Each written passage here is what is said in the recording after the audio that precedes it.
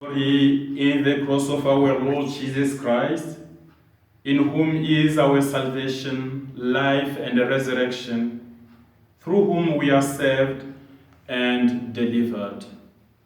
In the name of the Father, and of the Son, and of the Holy Spirit. Amen.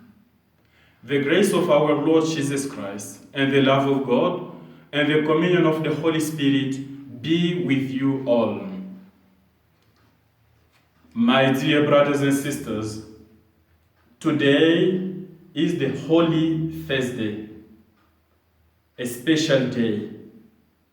And I take this opportunity to wish you all a happy feast of the Eucharist, and especially happy feast day to all my fellow priests, especially those of the Diocese of Bloemfontein.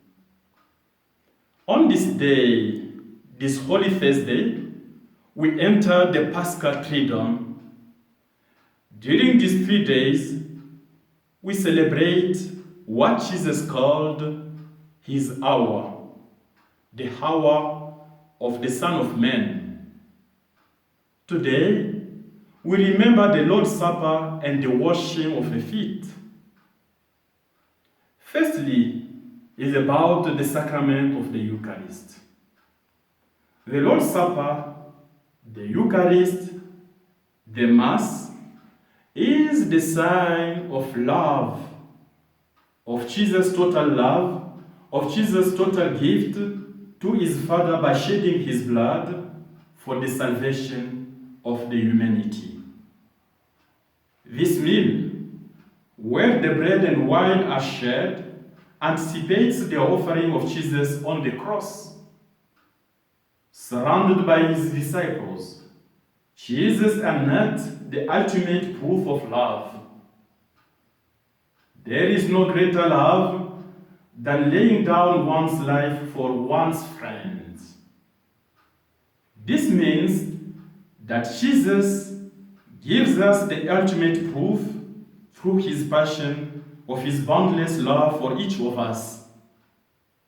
And tonight, on this Holy Thursday, Jesus gives us the 3 gifts of himself. And these 3 gifts continue to grow the church and to strengthen it, even in the midst of the wind world that have passed through the centuries. These 3 gifts make the church truly the church, not a club or a religion.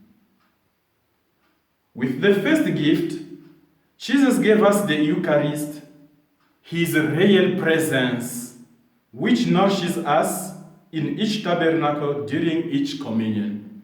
During the Mass, Jesus is truly present, and we receive Jesus in the Holy Communion. By the second gift, Jesus gave us the sacrament of holy orders, or the sacrament of the priesthood. As a sacramental multiplication through time and space of his own merciful love. Therefore, the church needs the priest, because without the priest, we cannot have the Eucharist. Without the priest, we cannot have the sacraments. Without the priest, we cannot have Mass or Holy Communion.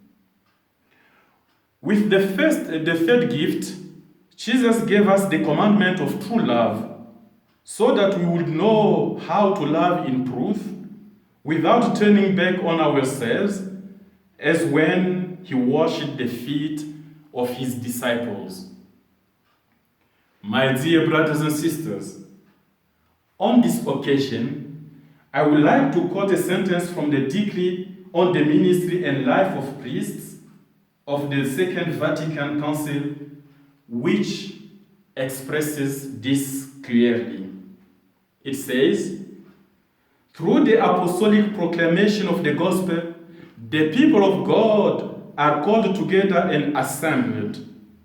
All belonging to these people, since they have been sanctified by the Holy Spirit, can offer themselves as a sacrifice, living, holy, and pleasing to God. Through the ministry of the priest, The spiritual sacrifice of the faithful is made perfect in union with the sacrifice of Christ himself. He is the only mediator who, in the name of the whole church, is offered sacramentally in the Eucharist and in an unbloody manner until the Lord himself comes. Presbyterorum Ordinis number 2. This evening, let us, in the invisible grace of the sacrament of the Eucharist, which allows us, in union with Christ, to make our humble lives a sweet-smelling sacrifice. This grace never fails us. Every time you eat this bread and drink from this cup, you proclaim the death of the Lord. Secondly, the sign of washing of the feet. The sign of the washing of the feet, which we could call a sacrament or a sacramenta, takes us in a deep sense into the Lord's death. Getting his feet washed is a risk that Peter initially doesn't want to take. You will not wash my feet. But Jesus replies, if I don't wash your feet, you will have no part with me. The sign of the washing of feet refers through the water that is used to baptism that cleanses faults and pardons sins. The sign of the washing of the feet, through the gesture made by the Master who kneels before his disciples, invites us to take on an attitude without which no one can claim to be a disciple. This is an example that I have given you, so that you too should do as I have done for you. It is an example of humility and service.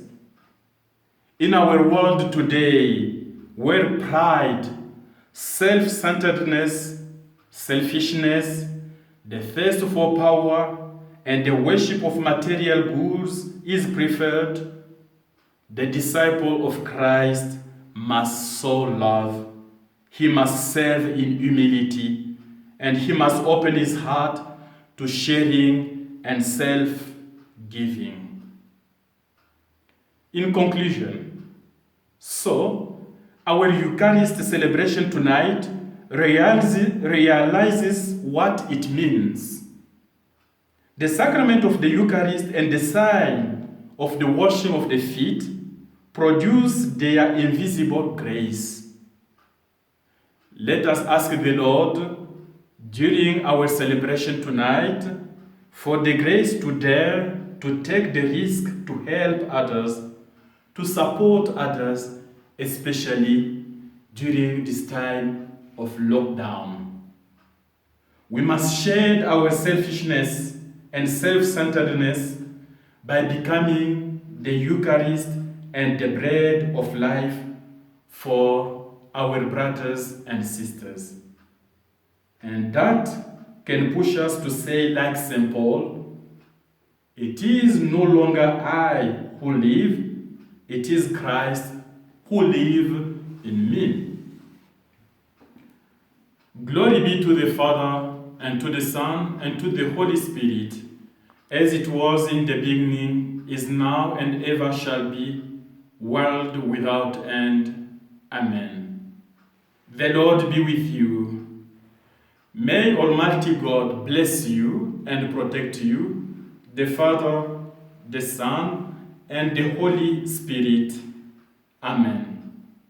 Let us go and live in peace. Thanks be to God.